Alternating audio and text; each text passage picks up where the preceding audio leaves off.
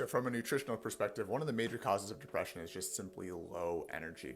When the body has low energy, the person tends to withdraw from society to conserve their energy.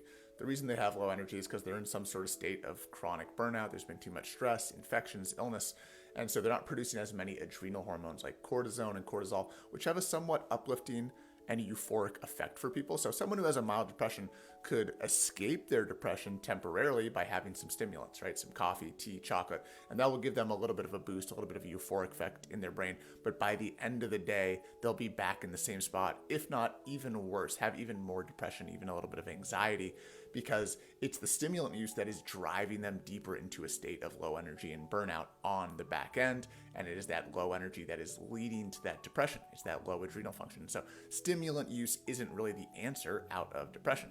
Another thing that we're going to see on hair tissue mineral analysis is going to be high calcium and high magnesium in the tissues. And so this usually occurs with people who are in a state of slow oxidation.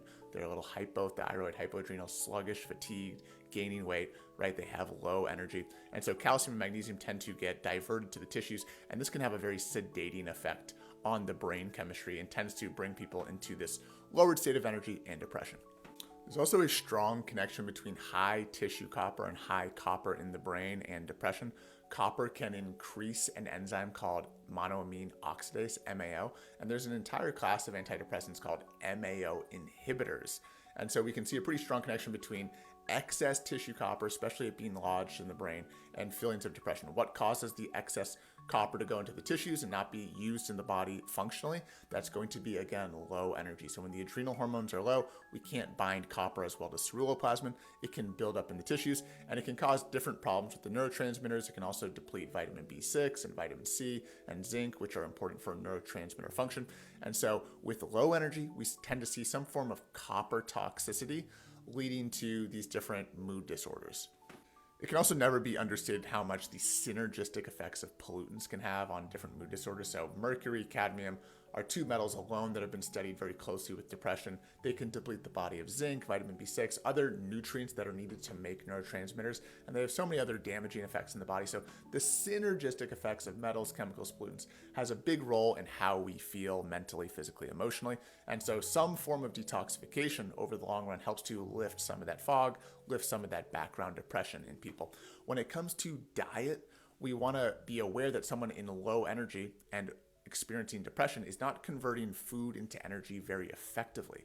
That's what we mean by slow metabolism, slow oxidation, right? And so hitting them with a lot of carbs and a lot of sugars can be a problem and can worsen their depression. So as a general rule of thumb, we just want to cut out the sugars, cut out the refined sugars, because they're not going to be very insulin sensitive usually in this state until we bring up their oxidation rate. And so cutting out the refined sugars is important. And then the final thing that is so important with depression and is another form of nutrition is sunlight. So circadian rhythm.